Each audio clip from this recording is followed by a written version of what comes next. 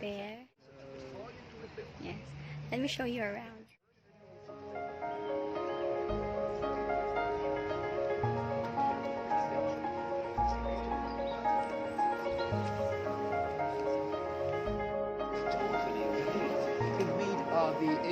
Of the 18th century, so this is a typical neoclassical courtyard. You know what I mean? Anyway, these courtyard includes just few masterpieces of collections of antiquities, and especially a statue. Let me show that statue here, which is one of the main creations of humanity. Just to give you an idea about the value of that masterpiece. My lovely viewers, I invite you to pay attention to this artifact. We don't have that. And let me show that statue. Then we can go closer. Have a look. Be prepared to watch this. Lacoon Group. Okay, Laconte in Italian is is known as Laconte. Lacoon, Lacoon. Do you remember the War of Troy? Approximately, the War of Troy, okay? Well, Lacoon, the main character in the middle, was a Troy.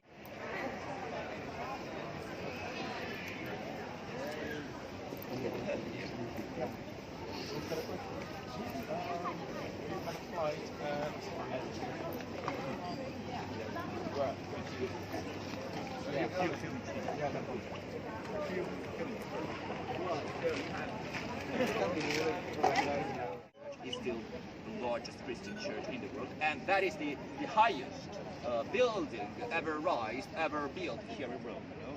The reason is very clear. Everyone, and especially pilgrims, can't recognize the right position of that building easily because St. Peter's Church is still the center of the tallest. Or origins. Have a look. First story at the bottom. Can you see this? It is called. This is the beginning. I'm sorry, the beginning. Do you remember? At the beginning, the light. So this story is called the separation of light from darkness. God, while is creating the vault of universe, the first gesture ever made in the history of nature. This is the Big Bang. You know what? The beginning of time and space. Okay, very good. Above, creation of heavenly bodies. So creation of stars and planets, the sun in the middle. The sun in the middle. It's interesting. The moon and the earth, So have a look. This is God while he's creating the sun and the moon at the same time. Note the perspectives of his imposing arms. On the opposite corner, you can see the earth. Can you see the earth with all trees and plants, So this is God, but seen from his back, So please, I invite you to know these detailed ears. Have a look. If you watch it, him, much better, you can recognize a very imposing holy bottom. Do you understand me when I said bottom? Yes. Backside. Yes. I'm sorry, dears, but it is full of bottoms on the frescoes of Michelangelo. Do you know that? Let me clarify this argument for just 1 second. Have a look. This is another great fresco made by the genius. And I invite you for the bottoms on this representation, please. This imposing, and thick bottom of St. Andrew, for example. Naked bottom. It is important, dears. Or this one, have a look. Or this one. Just a very unusual position, for a normal man in the main chapel of popes in the capital city of the state of the church. Do you understand me? Mm-hmm. Okay, later on, let me clarify this. Michelangelo's possession, okay? Bottoms. Okay, third story. It is called the separation of lands from waters. 4, please. What else? Let me show you the episode, the chapter, the story, number 4. Do you remember? The most iconic fresco ever depicted by Michelangelo, at that time. That story, right in the mid of the ceiling of the Sistine Chapel, it is called, the creation of Adam, or better, the origins of humanity. Adam as the first patriarch in the history of human beings, But please, dears, I strongly invite you to note the volumes and the lines of his muscular and imposing and vibrant and massive and dynamic body in movement, the great Adam's body. Please keep in your mind that shape, because you are watching, you know, a revolution, possibly the main Renaissance revolution, when a very famous sculptor became suddenly, I assure you, a new great painter, Michelangelo. He had, you know, the art in his mind, so he invented a new great style, so important that influenced every single painter of next Renaissance generation years. Okay, and have a look. Everything is in front of you, okay? For all these reasons, I invite you to note the group of God. Have a look. God surrounded by angels and cherubims. Angels, sorry, called cherubims. Have a look. So, if you watch it much better, you can recognize an anatomical section of a human brain. Can you see it, you know? Oh, okay, yeah. Section, the front, the back, can you see it? Medulla, yeah. It is interesting, you know, because, you know, Michelangelo, he was even, and mainly actually, a great philosopher, a great thinker too. So Michelangelo told us a very interesting interpretation, that the origins of humanity is an intelligent design. Do you understand me? We are not a casual event in the history of evolution, you know, but we are a project, you know, according to his interpretation. Interesting. Okay, about origins of Eve, do you remember this story? She was born from Adam's rib, you know, with dramatic destiny of women in the history of humanity, as a piece of our rib, you know. Above expulsion from the Eden, it is interesting, you know. Have a look at Adam and Eve before the original sin, and have a look, they were young and immortal, you know, and they lived on the top of a garden called Eden. But later on, after the original sin, they were banished from the Eden. Have a look. And this is the beginning of human history, or human culture, you know. The last three stories belong to Noah. Do you remember him, Noah the patriarch? So Noah, the first one is the sacrifice led by Noah, Noah as a priest, the first priest of humanity. The second is a very dramatic representation about the flood, you remember, the universal flood, with the ark at the top. And the last one is very important. The last one is called the drunkenness of Noah. And the last one, so, because Noah basically invented the wine. So, thank you very much for this choice. Questions? No questions. On the main wall, just behind the altar in the Sistine Chapel, by putting Jesus Christ. Jesus, I'm sorry, dears, in this occasion, he's not the Savior, nor the Redeemer anymore, but only a severe judge to whom no one can ask anything, you know, neither Saint Mary. You know, dears, it is our last judgment. Everything had been established before by our actions, you know. And have a look, please. Note this vortex of souls, you know, thousands, billions of souls, you know, that are moving around him, around Jesus. And note the right arm that is upraised. This muscular arm is linked with these ones. Have a look. Note the movement of these souls, because they're moving up from the ground, from the soil, from their own tombs to the top, you know, to the cross, to the cross. So they're moving up to the thank you very much. So they are the blessed. Do you understand me? The group of the blessed on the right side. But please note the link. This group is even linked with this small book. Can you see this small book? A very compact book, you know, small book. That is the official book of the blessed, you know. That is getting by these angels with no wings, you know. Anyway, I invite you to compare this book with this giant book, dears. Have a look. A very big book. Can you see this book? And have a look. The pages of this book are facing these ones on the opposite side. And please note the movement of these ones, and even the left arm of Jesus, you know, which is down. Can you recognize them? They are the damned, or the sinners who are going down in the hell. This is the gate of hell, you know. Do you understand Michelangelo's interpretation? Well, let me clarify this interpretation. Approximately the 99.99% of us, you know, will go down into the fire of the eternal damnation. I'm sorry about it. But do you know why? Well, we are. City. Thank you very much. So our destiny will be the fire. But just to be sure that everyone could understand him about this dramatic interpretation, you know, have a look. This amazing character, apparently a piece of skin. You know, I invite you to note his face.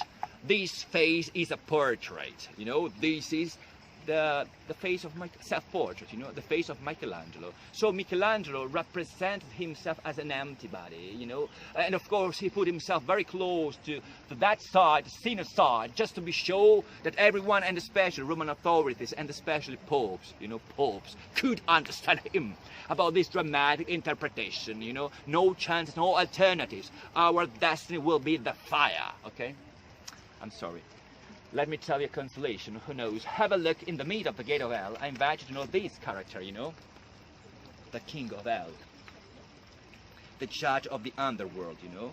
Called Minos, or Lucifer, or Satan, or as you prefer, you know. Judge on. Please note his face. The face of Lucifer is another portrait, dears. Have a look. Have a look. So the face of Lucifer is the face of a cardinal. Do you understand me? A cardinal.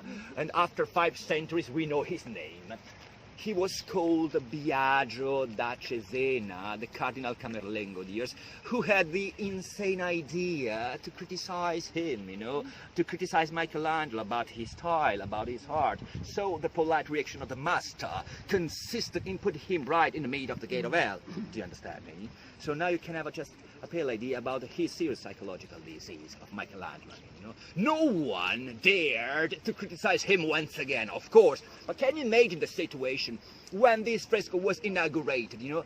Everyone was happy and smiling, you know, and suddenly Biagio saw himself on that representation and asked, "Why made it Michelangelo?" And Michelangelo answered to him, you know why? By smiling, you know, because he wrote even and enacted on his own letter, you know. Michelangelo was obsessed about his own style. So no one dared to criticize him once again. Well, only after his death, you know, of course. After Michelangelo's death, a group of very conservative cardinals proposed a very dramatic solution, just to remove, to destroy, to strip these frescoes off, you know, and because of its unmorality. Do you remember the story about the bottoms? Do you remember the bottoms, you know, this one, or this one, or this one, or this one?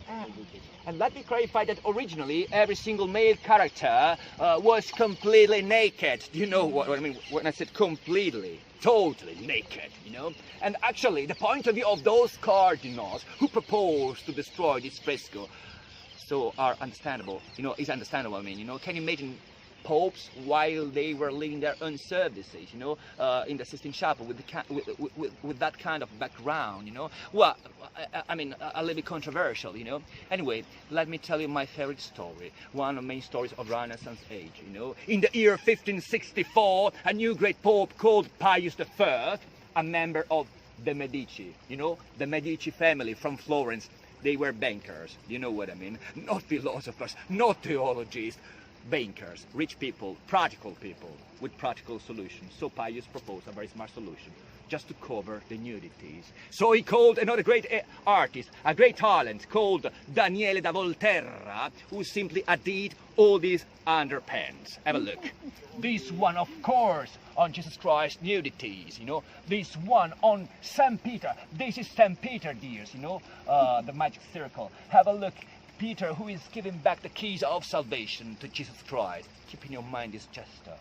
On St. Bartholomew, Michelangelo represented himself as the skin of his martyrdom, you know, of St. Bartholomew's martyrdom, you know. On St. Lawrence, on St. John the Baptist, approximately. Anyway, thanks to this great and practical solution, today you will have the chance to watch this amazing masterpiece, okay? Which was inaugurated in the year 1542. Questions?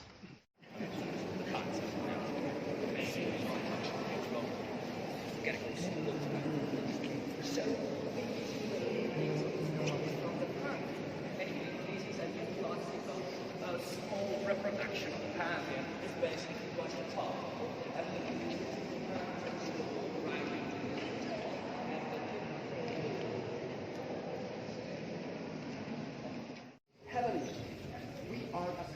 These are Leah's works.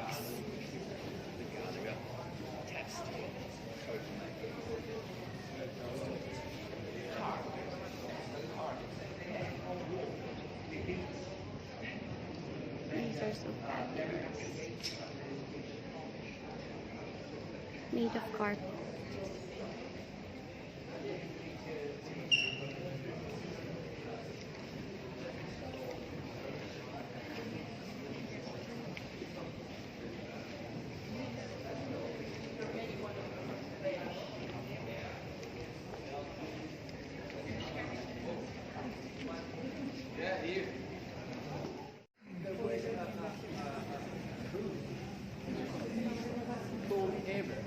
To whom somewhat someone told that just happening.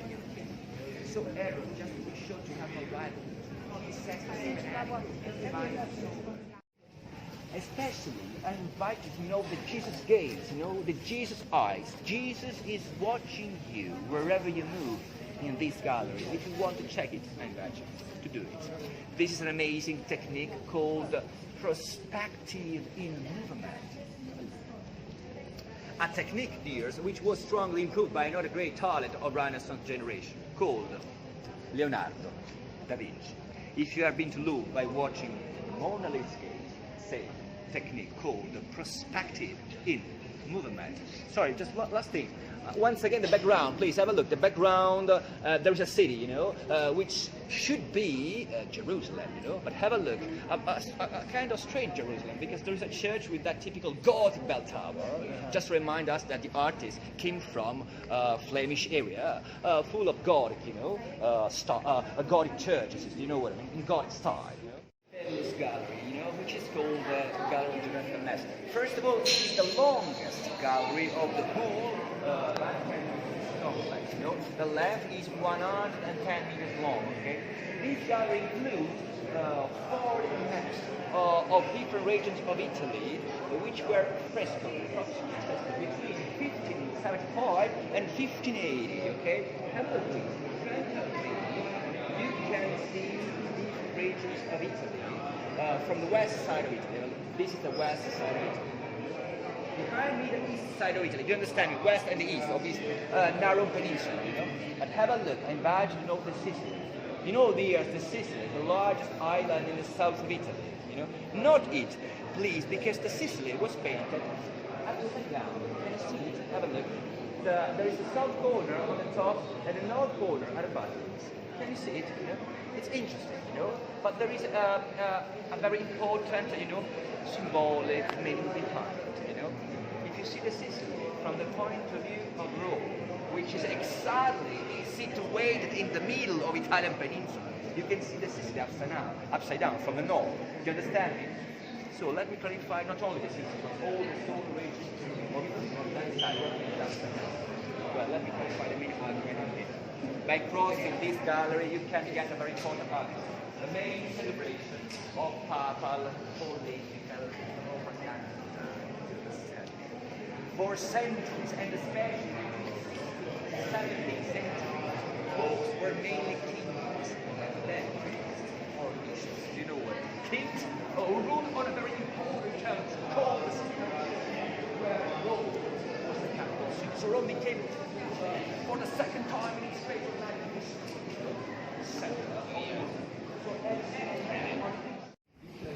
We are entering the St. Peter's Basilica.